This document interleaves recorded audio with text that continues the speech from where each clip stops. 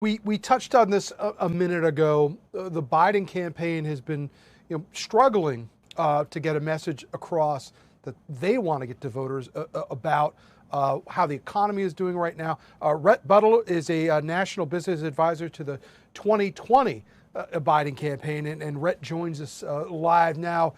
Good to see you, Rhett. Thanks for being with us. So, we look at the data. We see the numbers are moving in the right direction for the economy.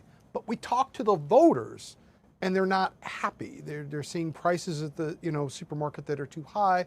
And it's not just the supermarket, it's other bills that people are encountering in their daily lives. What has been the problem for the Biden campaign so far in getting this good news message out to the voters and getting the voters to believe it? Well, look, I think there's been a lot of positive economic trends that we're seeing. So, job rates are at record lows in terms of folks being unemployed. We're seeing more people start small businesses than ever have in this country. And all of the market trends as it relates to the stock market are also doing really well.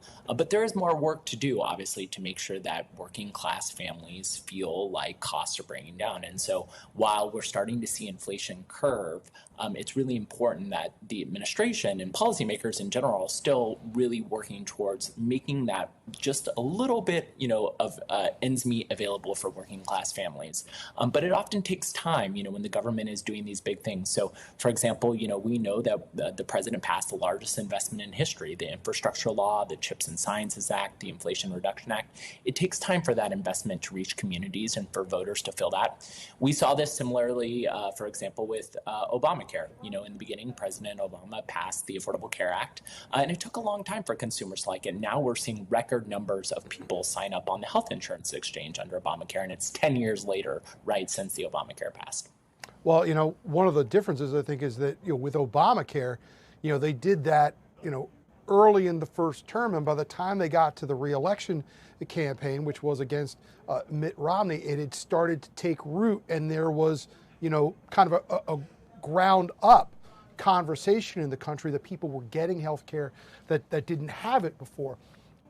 Is that part of the problem, though, in this situation with the economy? Because, a lot of the things that you just stated, about the news that we've been getting on the economy is coming top down, that we're not getting people ground up saying these things that you just said. Well, I think there are really important examples of things that have happened under the Biden administration where we actually are seeing signs of hope. So, for example, prescription drugs, for the first time ever, Medicare has capped the cost of insulin, which is super important to so many seniors across our country. There are people who, if Donald Trump is elected, that could take us back. That is something that makes a real meaningful difference in the lives of people, and they've seen progress under the Biden administration. There are small businesses, because of new rules that have been written, who've gotten new forms of access to capital to be able to start their business and start their dream. And so those very tangible things, I think, are alive in the stories of folks. And I do think when people look, and they get into the ballot box, and we're still quite a bit away from the election, right? We're talking about it now, but the reality is most hardworking Americans haven't really zoned in yet. And as we see the race sort of shape up, at this point we know it's going to be a President Biden versus Donald Trump race. I really think people are going to look and remember, okay, in the past when Donald Trump was president, we were hovered inside. He was not handling the pandemic well. The economy was falling apart. And now just 3 years later, we're all back to fairly normal lives. We're not wearing masks. People are back at work. People are starting businesses again. And when you really contrast that future of the past, which is Donald Trump, and this forward-looking vision that I think President Biden will lay out, and I think we're going to hear that in the next few months as well as in the State of the Union on Thursday, I really think voters will, at the end of the day, particularly working-class Americans, side with President Biden. But you're somebody, I don't think you're wrong when you're saying that probably a lot of people are not focusing on it right now. I actually think you're right. Typically, it takes till September, after the conventions before people, most people start paying attention really closely to this. But as someone who was, an advisor to this 2020 campaign on the Democratic side, how do you explain this then? Like, if all of these things are true, how come we're even having this conversation? Is there an enthusiasm gap here that, we don't see people that motivated for Joe Biden as we did, maybe for Barack Obama? I don't think that's necessarily the case. I think what we're seeing is that, it really, people zoom in when we get closer to the election. And I think as we do get closer to the election and people see the two different visions for this country, a vision of optimism versus a vision that is going to take us backward that Donald Trump is offering, I think people are going to be excited about what President Biden is promoting, which is progress on the economic front, more work to do, as well as defense of democracy. And I think that those are the big things that we're going to hear. I think the second piece is that people understand that this takes time.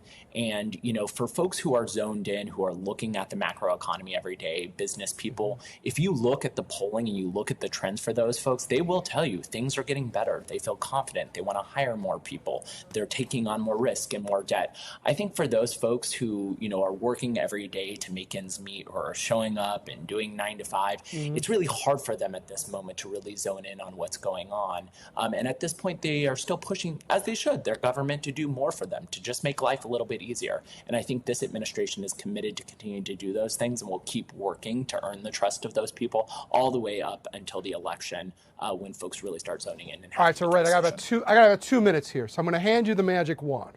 All right? We're giving you complete control of the Biden campaign right now. You see what you like, you see what you don't like right now. What would you change if you could right now as how they're proceeding with this election?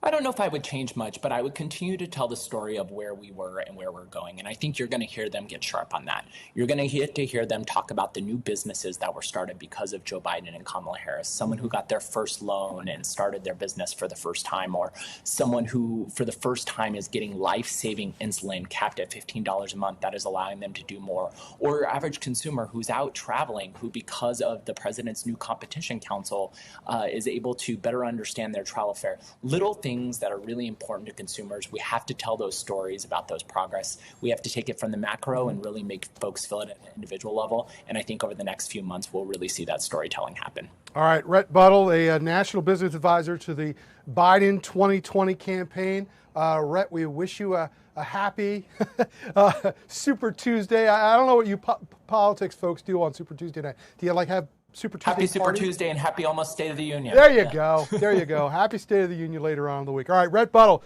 joining us. Good stuff today. Rhett, we thank you. And we thank you for joining us on this special Fox 5 Live Zone edition of our look at Super Tuesday. Our thanks to Guy Lambert for letting us play in his sandbox today. We tried not to break anything today, but rest assured, we're going to vamoose out of here in just a short amount of time. We're going to turn the reins back over to Guy. He's going to take you through the rest of the afternoon in good stead. So I'm Tom Fitzgerald. We thank you. And remember, Super Tuesday continues till 7 o'clock tonight in Virginia.